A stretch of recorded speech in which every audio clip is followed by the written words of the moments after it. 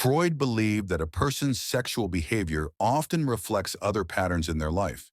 And based on this, he considered masturbation destructive because individuals, especially young people, learn to solve their problems through a primitive and simple method like masturbation instead of striving to achieve a good social position and entering a relationship with a suitable partner as a sexual and emotional companion. This behavior can spread to other habits, meaning the person learns that success, money, health, gaining respect, and many other things do not require effort or hard work. This idea dates back 150 years. If Freud were alive today and saw how the media uses sexual stimulation to control people, he would have a heart attack. The 21st century tool is sexual nudity, something that easily controls people without even needing to be said. Open Instagram randomly and go to any page. The more revealing the person, the more likes and comments they receive. A bitter truth that doesn't even need to be stated. But today we're not discussing that. Today we're going to talk about the most important tool in this matter, pornography. We'll start from scratch in our subconscious minds to answer three important questions. 1. How do these forms of entertainment control our minds? 2. What are their advantages and disadvantages? 3. How can we manage and quit pornography? Deviations of the mind. Today's world is full of various stimuli, from TV advertisements to social media. Everywhere is filled with images that penetrate our minds, sometimes even beyond our control. But have you ever thought about the impact these images and videos have on our minds? Psychologically, when the human mind is constantly exposed to something, it can gradually turn into a habit. Negative effects of porn on the brain. When you constantly watch such videos, your brain gets wired in a certain way. Our brains are designed to react to new things, and when we see something for the first time, curiosity and pleasure are triggered, releasing endorphins, one of the most important happiness hormones. But when this process is repeated, the brain loses its initial sensitivity, and to achieve the same pleasure, we need more stimulation. This is what is called habit or even addiction, which over time increases our need for these videos, to the point where we might not be able to live without them. This is where Freud comes in, saying that this kind of excessive pleasure-seeking is an unhealthy defense mechanism that our minds choose to escape from real-life problems. Before making this video, I asked several friends about their experiences in this area, and many of them said that when they feel bad or are upset, they are drawn to masturbation. The reason is clear. When the brain is unhappy, it wants to return to that real pleasure with a quick, short-term happiness, which over time creates a false dependency. As soon as you feel upset, you turn to porn, just like those addicted to drugs or cigarettes who start smoking when they're stressed. The main reason is the brain's mechanism: destruction of social and emotional relationships. Now let's take a closer look. One of the biggest problems pornography creates is its impact on social relationships. When your brain becomes dependent on this kind of stimulation, you might no longer find real relationships as appealing. How can we enjoy a real relationship when our minds are filled with unrealistic images? Images we all know are fake and fabricated. This is exactly what separates us from the real world and causes us to gradually lose our social and, more importantly, emotional relationships. Think about it. If a relationship can't satisfy you, how can you be happy in your life? Decreased focus and work efficiency.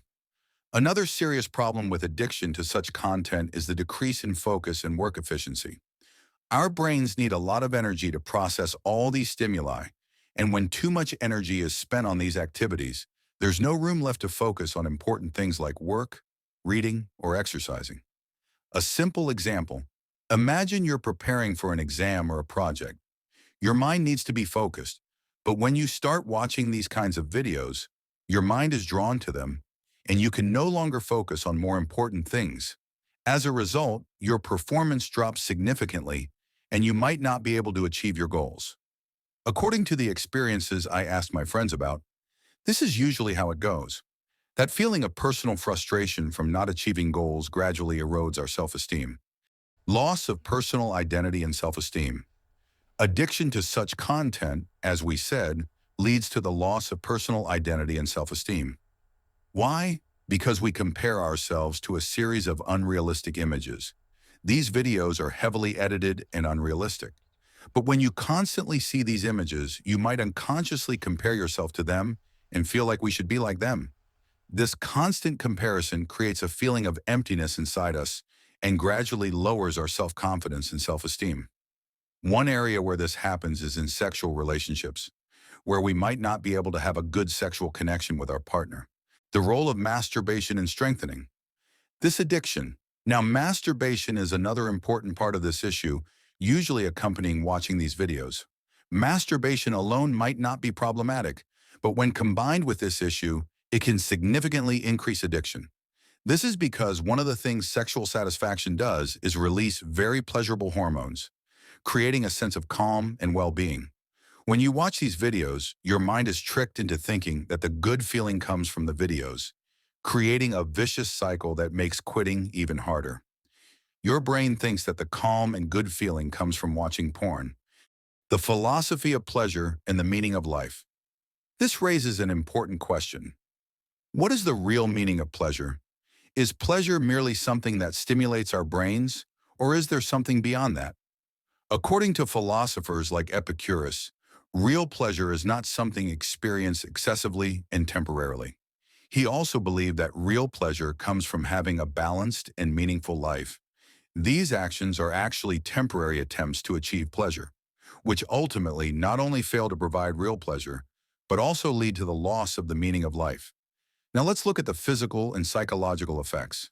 These kinds of addictions can, over time, cause fatigue, physical weakness, and even psychological disorders like depression and anxiety. Our bodies naturally need rest and balance. And when we disrupt this balance unnaturally, we clearly see the effects. As we said, quitting this habit is very difficult. First, because of the immediate and temporary pleasure it provides. Our brains, being used to seeking this immediate pleasure, start stimulating this issue. The second reason is that this behavior gradually becomes a habit, and quitting a habit that gives your brain a good feeling is not easy at all. The third reason is that society and our surroundings might encourage this issue. As we said at the beginning of the video, unfortunately, the world of fashion and modeling today is in a very bad state. Stop here for a moment. Our words do not mean that you should go after meaning, start worshiping, or things like that. Our discussion is not about that at all. We're just examining the effects on the brain and how it can control us. So we're not saying here that you should quit this issue solely through enlightenment in such talks. Here we're trying to examine this issue simply and psychologically. Now let's look at ways to quit it from Sigmund Freud's perspective with 4 very good and excellent methods. And we repeat that these 4 actions affect your mind, and this issue needs to be rooted out. As Sigmund Freud believed, many of our sexual behaviors are due to some internal perspectives. That is, we might be drawn to this issue because of some unhappiness or a complex, and if we can find that unhappiness within ourselves and give ourselves that calm, our addiction to this issue will be much less. Number 1, recognizing our unconscious motivations. Freud believed that many of our behaviors stem from unconscious and repressed motivations. As a famous saying goes, unexpressed emotions never die. They are buried alive and come forth later in uglier ways. One of these ugly emotions could be this addiction to masturbation. Why?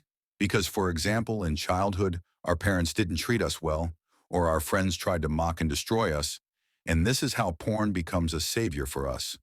So to quit this issue, we first need to understand what these motivations are. You might be reacting to your repressed feelings, like stress, despair, fear, heartbreak, or a toxic family, and many other things. When a person recognizes these motivations, they can find healthier ways to cope with them, like meditation, therapy, or reading books. Number 2, defense mechanisms and correcting them. Freud believed that humans use defense mechanisms like repression and displacement to cope with anxieties and internal pressures. Watching these kinds of videos might be a kind of displacement, where instead of facing real problems, the person erases the issue. The effect that masturbation has is similar to the effect of a drug, maybe even more.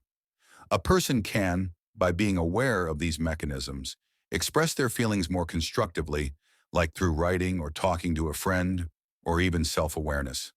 Believe it or not, self-awareness can really help. People who know themselves better are much more comfortable in solving such problems. Number 3, freedom from psychological complexes. Freud strongly believed in the impact of psychological complexes on human behavior. For example, he believed that complexes might stimulate unhealthy sexual behaviors. A person can free themselves from the negative impact of these complexes on their behavior by identifying and analyzing them. Freud himself, who is famous for this, conducted psychoanalytic analyses to examine feelings and complexes. Number 4, controlling desires through sublimation. Freud considered sublimation one of the healthy ways to manage desires. Sublimation means transforming sexual and instinctual desires into positive and cultural activities. For example, a person can put the energy they spend watching these kinds of videos into activities like art, sports, studying, or learning a new language, going out with friends, and many other things. This helps them manage their desires in a healthy and constructive way. Here we should also have a word with dear parents. One of the biggest factors that lead young people to these issues from an early age is the lack of proper sexual education, which unfortunately is not provided in schools and is somewhat taboo in families.